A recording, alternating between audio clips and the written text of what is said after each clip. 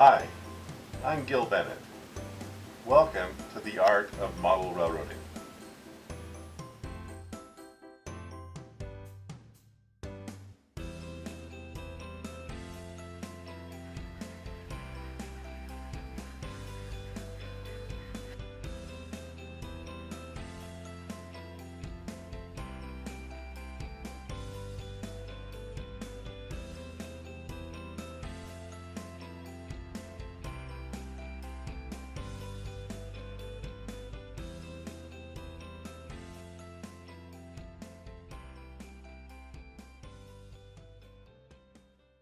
Okay, we're going to weather the scale train's gas turbine. This is how it comes. Great model, looks fantastic. With a little weathering, it can look even better. This is how our weathered model is going to turn out by following the steps followed behind. First thing we need to do is collect information. Before you start any painting, before you start any modeling, collect information. As an 8-year-old, I was able to see the turbines run and would draw them myself. However, this isn't going to work too well for what we're looking for.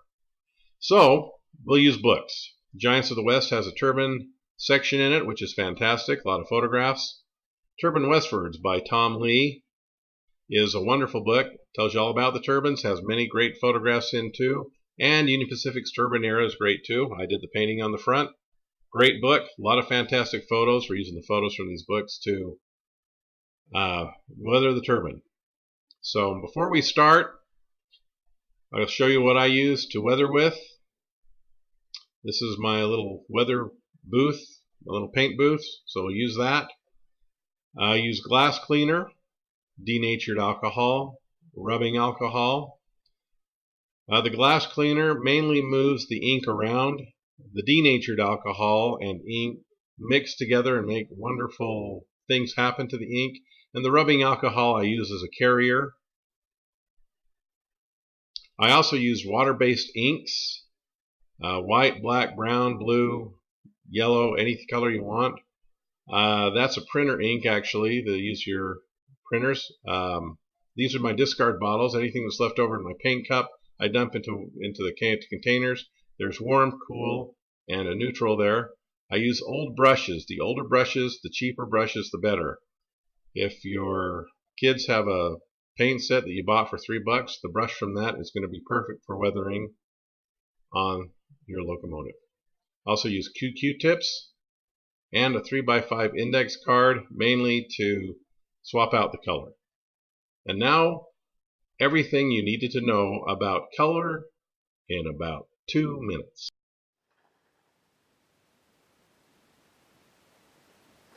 Okay, let's quickly go over some color, how color works. What is warm and what is cool? Let's pull out the crayons. Here we go. These are your colors: red, orange, yellow, green, blue, and purple, or violet.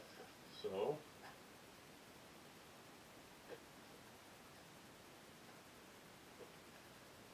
now this is for paint. If this was also for light, we would throw in indigo, and there's your colors of the rainbow. Okay, these colors are your warm colors. These colors are your cool colors. Gray is mainly a neutral color. White is a tint.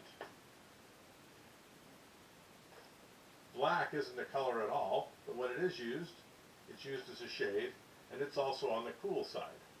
So we'll put that on the cool side. This is going to be on the warm side. Also, when you start mixing colors, you'll get colors like brown. Brown can be a warm color. It can also be a cool color, depending on what you add it to. Let me demonstrate. Okay, this is my watercolor palette. I'm currently painting a Lackawanna rendition of the Phoebe Snow. And this is the colors. My palette really doesn't change. I just cleaned it. I'll get back to messing it up as soon as we get back to things, get back to painting. Anyway, this is the color wheel. This is our color wheel. You can make one of these yourself if you would like. Red, orange, yellow, green, blue, and violet. Now, these are our primary colors here. They call them primary colors because you can't make yellow, you can't make red, and you can't make blue. You have to start off with them. But you can make purple, you can make green, and you can make orange by mixing the colors to them. Now the interesting thing is the color right across from them is their complement, meaning it will make gray. So if you have something yellow, you want to start with a yellow base. You add purple, it will make gray. See if I can demonstrate this for you real quickly. Let's grab some yellow paint.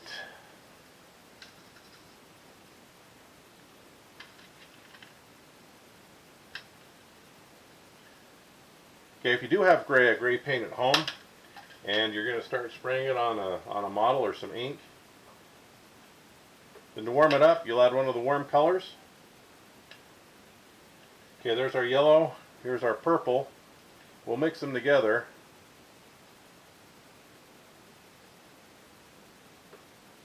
A little more yellow in there. And we have there a warm gray. Same thing will happen if we do it with blue and orange. We'll start off with some orange. You can also mix your orange if you want. I'm just using some colors I have laying around. And we'll grab some blue. Okay, and there you have gray. You can keep adding blue or a different kind of blue. That's a cerulean, this is an ultramarine, to get the color you want.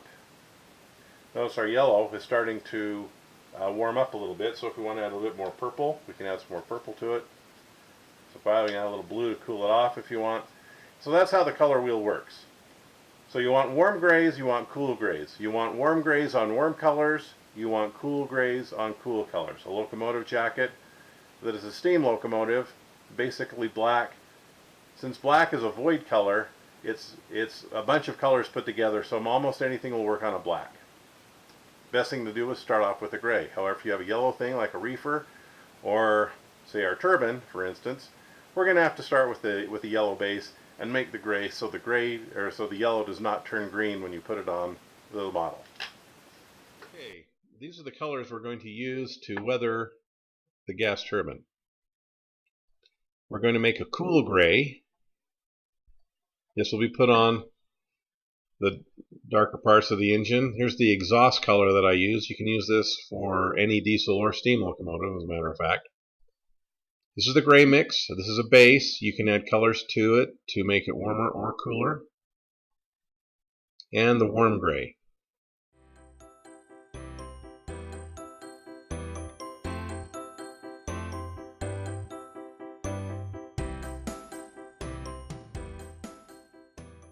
We're going to start with the trucks and the fuel tank. I prefer starting low and working up. So we'll start with the trucks. On a steam locomotive, you work from the top down, but as a diesel, you also get the trucks and fuel tank out of the way. So we're going to brush the trucks with some denatured alcohol and some of the gray mix. Now, it doesn't matter how much you put on, we're just slapping on some color at this point. We're going to add a little window cleaner and some of the cool gray. I put a little cool gray on the turntable there so I don't have to dip it in a bottle or a cup. Just put a few drops on the turntable and off I go.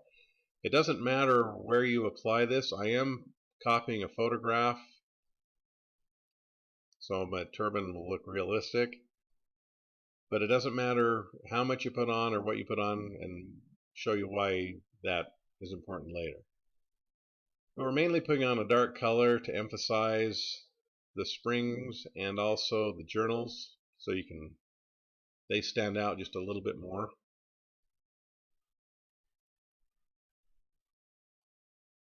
You should be able to do this with the trucks on the B unit also. I'll go to the fuel tank. Again, we're just putting color on.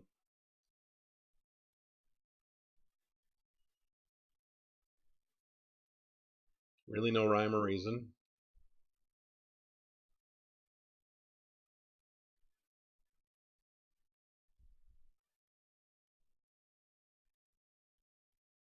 Now the trucks seem to have weathered differently with each locomotive. There you go. Now you can see some of the detail popping out. So up next we're going to use the airbrush.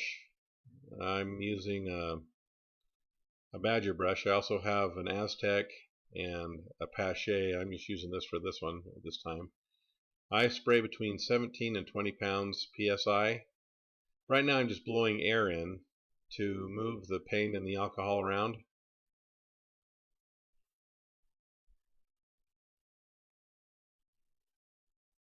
It'll also dry the alcohol a little quicker. Now we're going to start applying some of the warm gray. Start from the bottom of the truck and work up. I'm going to change colors here. We're just going to add a little bit of cool to the warm gray.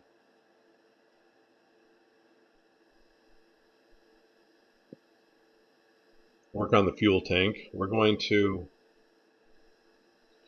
paint mostly using vertical strokes, but every once in a while a horizontal stroke will come in handy.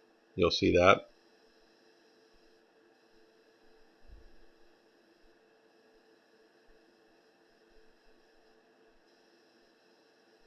Again, because there's so much alcohol in our mixture, the paint dries relatively quickly.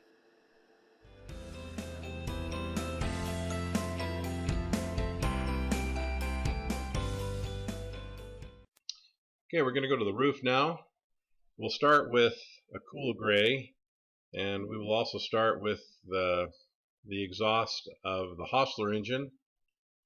In the A unit there is an 850 horsepower Hostler unit that they would use to move the engine around the yards so they wouldn't have to use the turbine. Much more fuel efficient.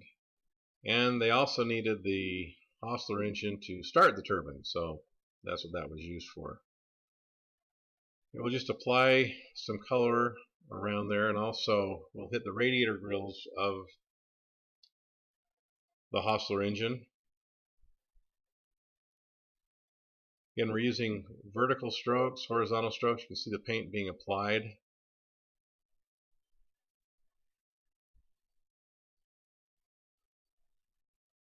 Again, follow photographs to mimic what is on there.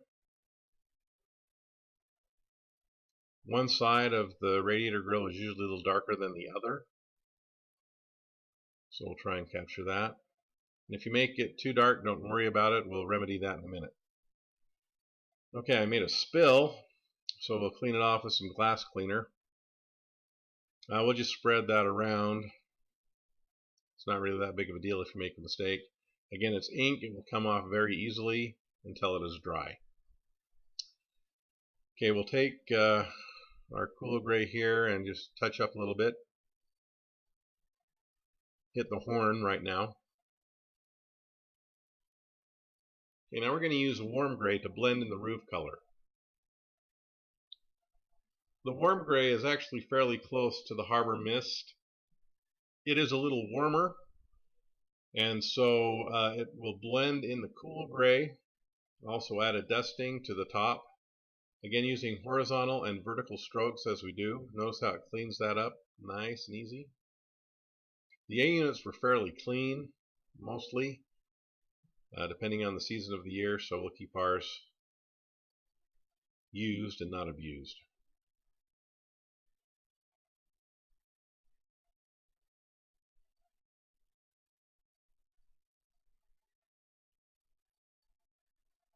Okay, again, using just a little bit to clean everything up, blend it in, make it look more natural. And there it is.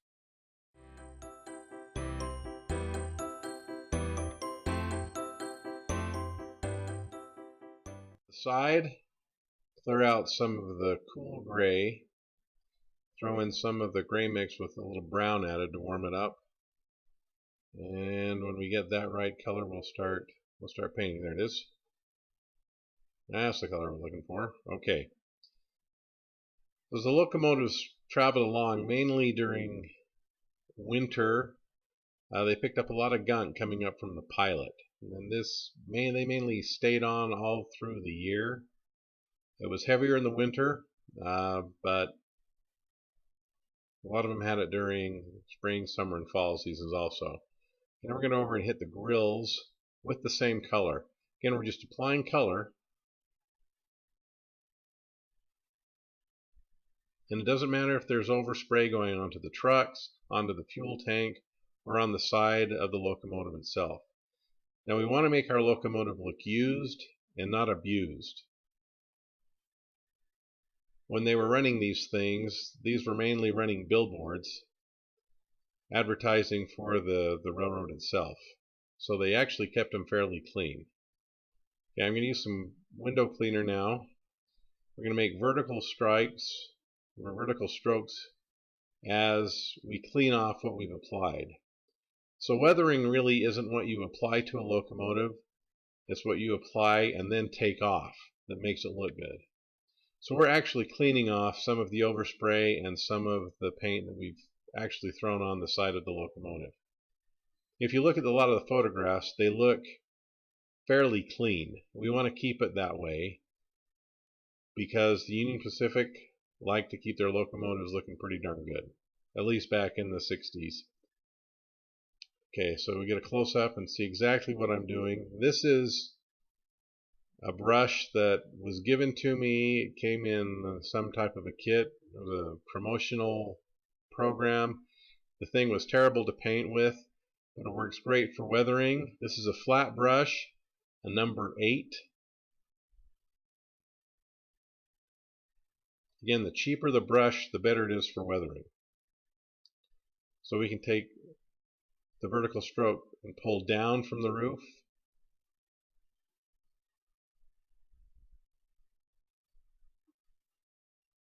And we can actually pull up. Take some grime off the bottom and take it back up to the top. Now you're going to see a lot of neat things happen when you start doing this. You can also do this with locomotive tenders. Now to actually get it cleaner, we're going to use a Q-tip and pull down some of the paint. You can see the variations of the color that we've put on the locomotive already, how they're starting to change.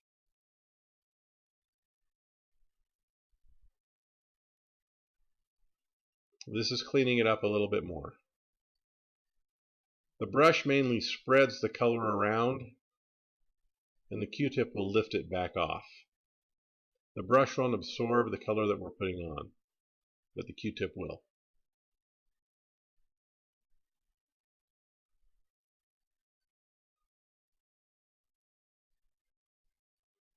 When they brought the locomotives in for shopping or service or to turn around, a lot of times they were washed.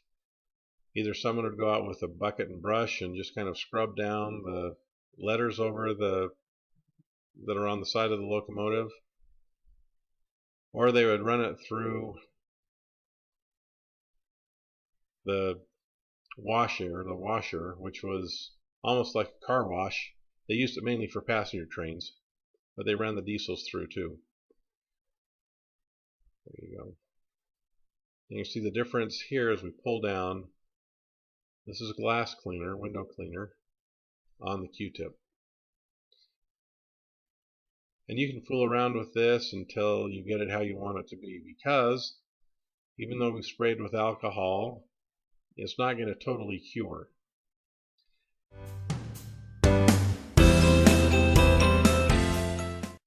We'll take some warm gray. We'll hit the coupler and also the pilot. You don't want to overdo it too much. Just add a little color here and there. We'll do the same thing with the back. Although you're not going to see it, it's nice to have it done anyway.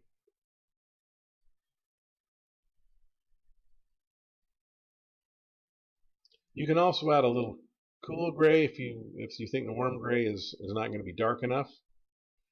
Again, look at the photograph and copy what's there. Right now let's move to the B unit. The trucks have already been done as for the A unit.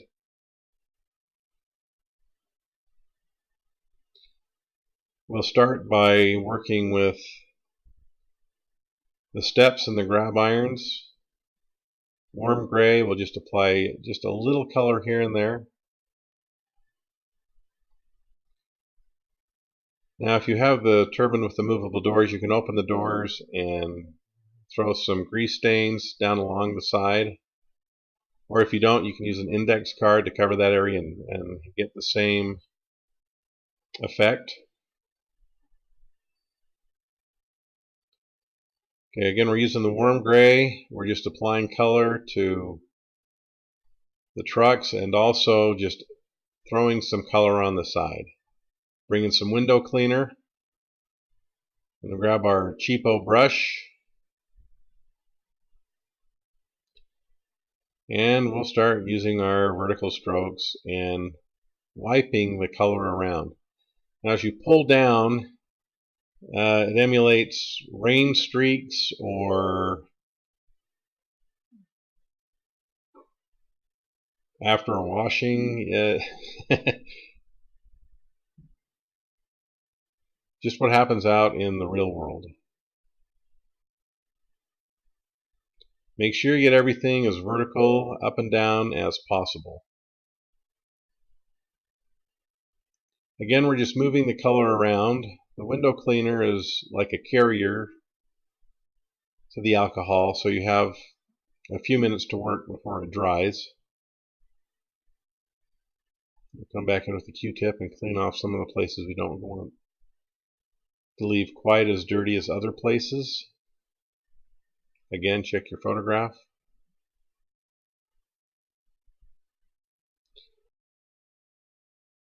Okay, for some of the louvers now, we're going to put this is a warm gray with a touch of cool in, or just a warm gray with a drop of blue. Don't worry about the overspray, you can fix that at the end. Okay, the ends of the B unit are the fun part. Again, you're not going to see the end next to the A unit, but we'll get it done anyway, just because. Now, the back, where the exhaust comes out, we're going to use a warm gray to start with. We'll come back later with the exhaust gray color. But right now, we'll just use a little warm gray.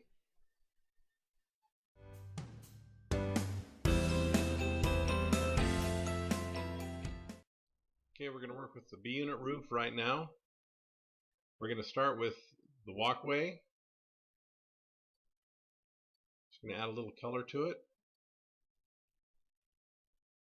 And we'll hit the intake, the turbine intake grills also. We're using a warm gray for this. Again, we're using the vertical and horizontal strokes as we paint. We're mainly just dusting this, adding just a little bit of color to some of the areas on the top. Okay, this is the silencer for the air intake for the turbine. We'll just streak a little bit of dust and rust on there just to make it look cool. Okay, we're also hitting the dynamic brake grid in there.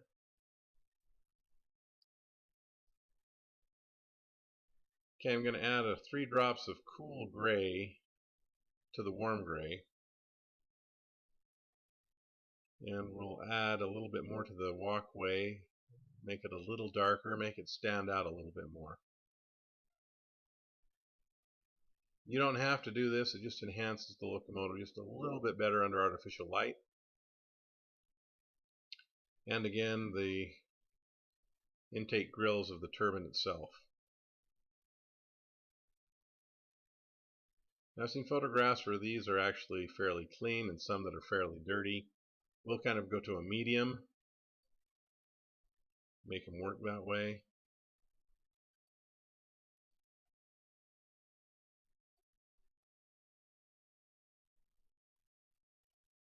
Okay, you can add color where you want. Again, check the photos that you're copying from. Try and emulate that. We'll keep applying layers until I get it to the consistency and the darkness that I want. Okay, we'll also hit around where the exhaust comes out. This is the back of the jet engine, back of the turbine.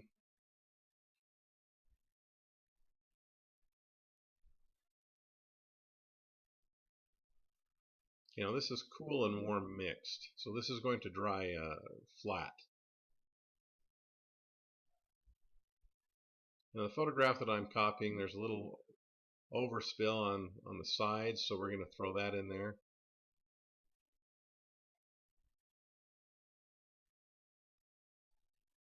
We'll also hit the back, even though this really isn't seen.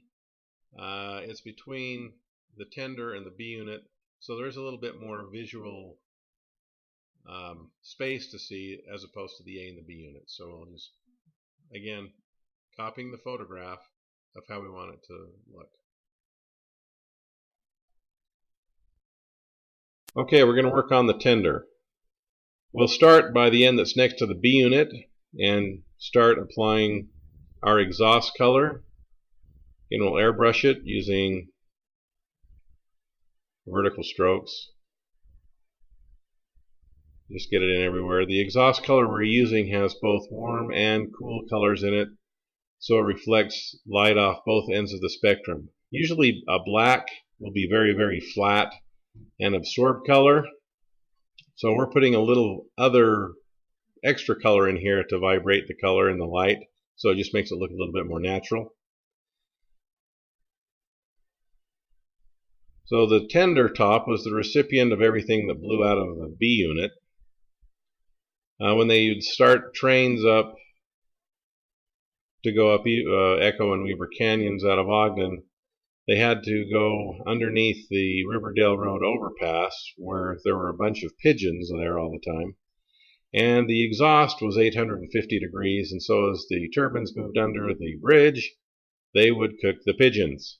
So if you wanted to add a few cooked pigeons on the top of your tender, that would be perfectly fine.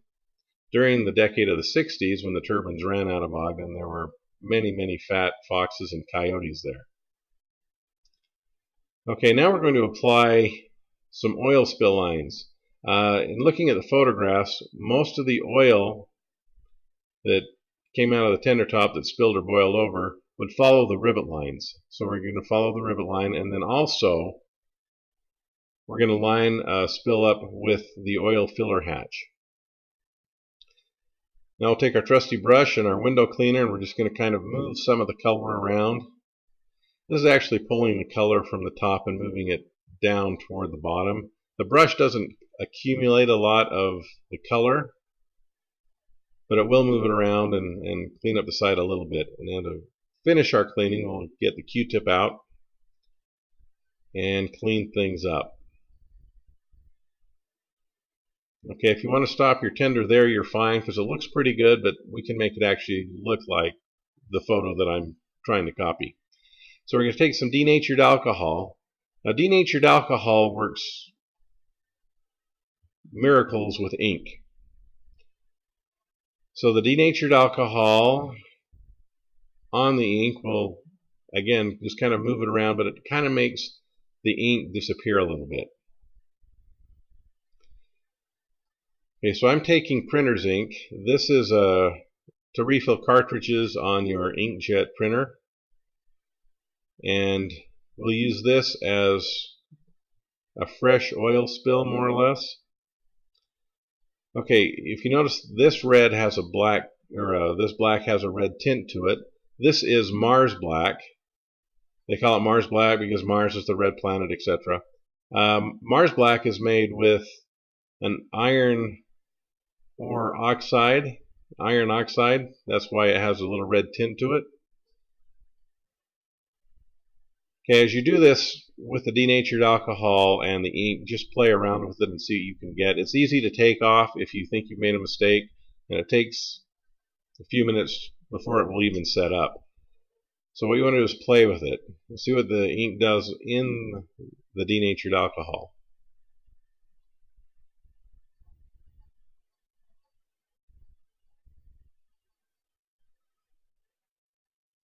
Okay, the oil would also drip down onto the tender frame and onto the truck, so we will add a little bit of our oil spill going down into that area.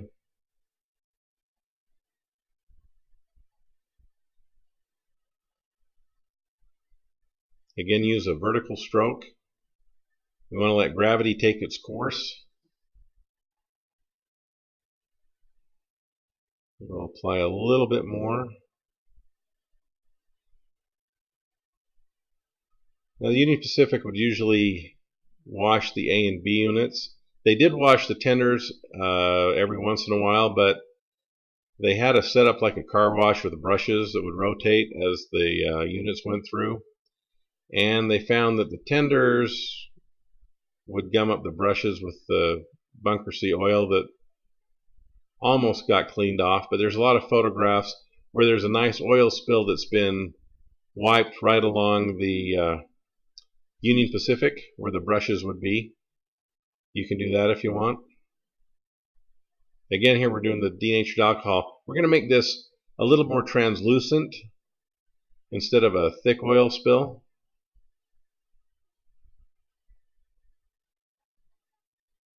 Again, you want to play with it. This is actually really fun to do.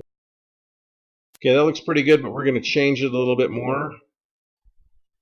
We're going to add some window cleaner. Now, the window cleaner acts differently with the ink than the denatured alcohol does. Whereas the denatured alcohol will actually separate the ink, the window cleaner will just move it around a little bit. It'll actually make it stick to the brush, so you can move it elsewhere if you want. Again, I'm copying a photograph, trying to make it look exactly like the photograph. And you don't need to make it look exact, you just have to come fairly close to what you want to do until it makes you happy.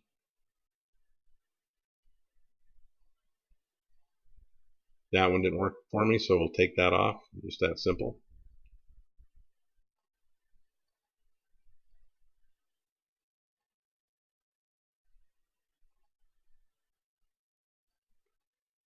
So we're just grabbing color and pulling down. You can use the edge of the brush as a cleaner, so it makes your lines very, very tight and very, very clean and straight.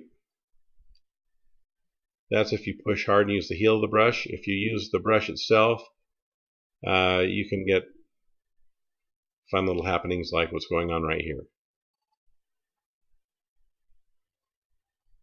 Okay, you can also add some of the ink with the soap, and that gives you another effect. To tie everything together, we will again come in with our exhaust color and blend in the top with the oil spill so it doesn't look out of place.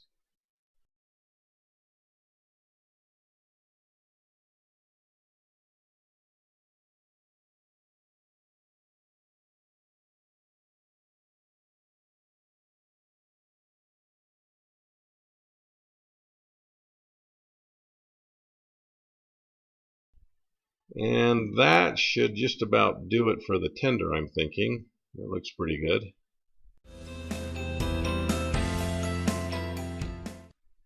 Alright, now we're going to finish this by touching up just a few things here and there.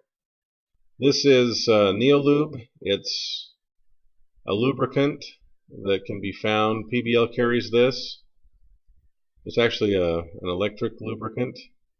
But since this unit 26 had the extended fuel tank, we're going to put on some recent spills with Neolube. Now, Neolube is a lubricant, but you can apply it to wheels or track or anything else. It comes in handy for anything. So we'll touch up the fuel tank. And also, if you want to touch up your couplers, you can do that also.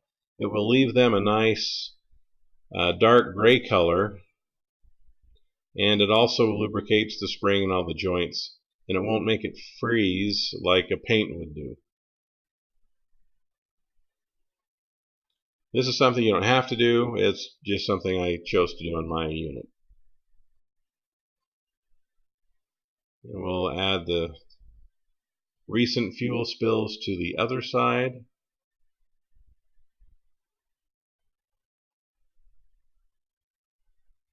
And we will probably call that done.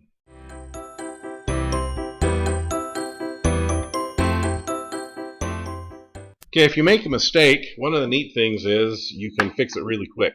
Notice the thumbprint? I didn't feel it because I had these rubber gloves on. So we're going to take a little window cleaner and we're going to turn our mistake into something really cool. So here we're just going to kind of brush the area and we'll pull the color up, and you can see our thumbprint is gone and it looks really cool. So that should do it. I hope you enjoyed the video. Stay tuned for a couple of scenes of the turbine running on a layout. Hope to see you again sometime. Thanks.